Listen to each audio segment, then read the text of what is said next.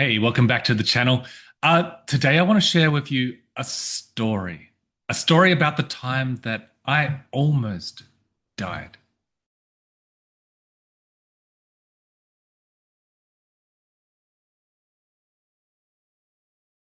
When I was a young boy, I absolutely loved riding my push bike everywhere.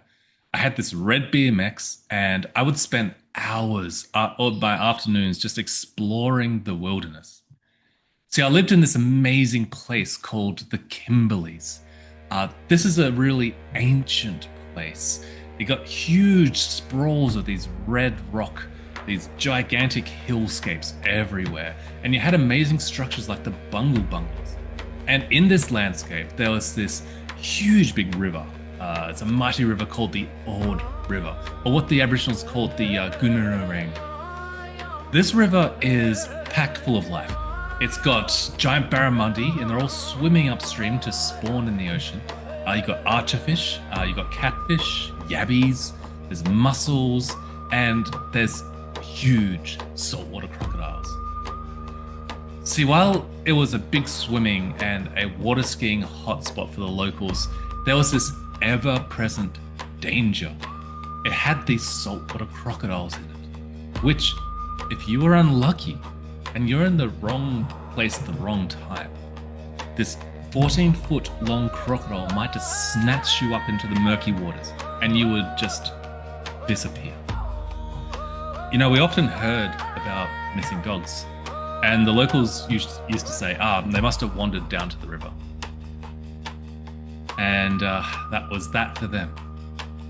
Yeah, I used to ride my bike along this old river really often. I'd find these little dirt roads and just go exploring, and they'd lead me to new areas of the river that I hadn't seen before. And on this day, like most days, I discovered a new dirt track, and it led me down to the riverbank into a kind of this bay. It opened up, and there was bungee weed on either side. It was a big grassy open area, except for one tree that was just a couple of meters back from the bank. And that's where I stopped. And I went down, I was looking around, I went down to the river to have a drink. So this place used to get really hot, like 45 degrees Celsius in the middle of summer. And it was one of those kinds of days. So I was red faced, I was sweating, I was really thirsty. I'd just been riding for 40 minutes to get there. So I went down to basically get a couple of scoops of water out of the river and have a drink. And I just got locked into this really bad feeling. Like something was terribly wrong. It was like this animal instinct, a little bit of adrenaline started rising up, and I looked up and then I saw it. About 5 meters in front of me was this huge saltwater crocodile, and it was silently just moving towards me. It had this huge tail that was pushing it forward, and its eyes were just on me. And I knew in my gut that this animal, it was coming to eat me. It was coming to just destroy me. And just this adrenaline rush kicked in. I jumped back quickly and went straight up the tree. It was this just an instinct of fear. I felt like a little monkey. And basically, it kept coming. And it swam up to the bank and lifted its head up. And it started staring at me. And its mouth was open, showing me all its teeth. This crocodile was clearly very angry. So I was there, frozen. I was in fear. I was just gripping onto the branches, praying that they didn't break on me. And I'd fall down and it would get me. And I was staring at this animal, eyes locked. And I was held there for about 2 hours by this croc. I knew if I came down, it's probably going to charge and grab me. So I just stayed up there. And this was a really important moment in my life. I got to experience something really primal, to sit in this prolonged instinct of survival and fear. And I realize now as an adult, it really shaped me. So time to time in life, we're asked to face our fears, to face our mortality.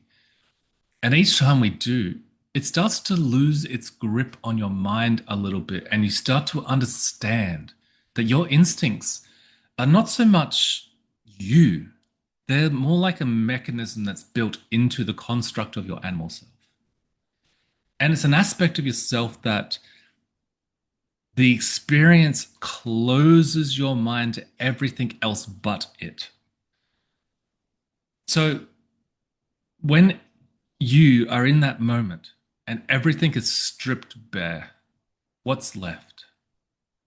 In me, what was left was this deep, prolonged curiosity. I was scared of being eaten, but despite that, I found myself studying the croc. I was wondering about it. I wanted to know more about it. Was this a mother croc that's protecting its young? When did it last eat? Was it really hungry? Was it starving? Did I encroach on a special area for it? Was this just a rogue that was wandering down the river?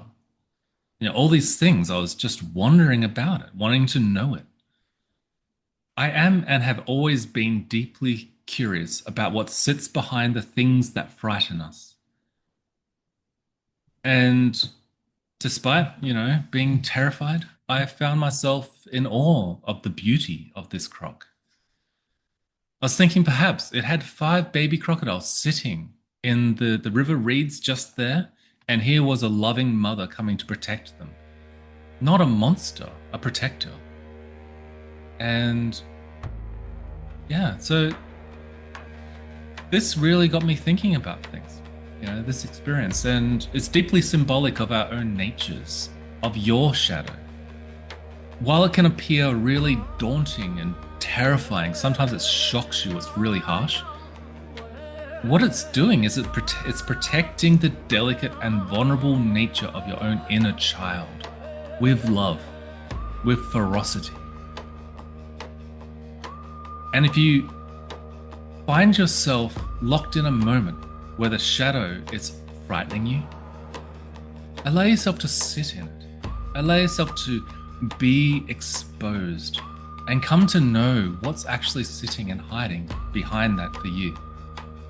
Anyway, that was my story.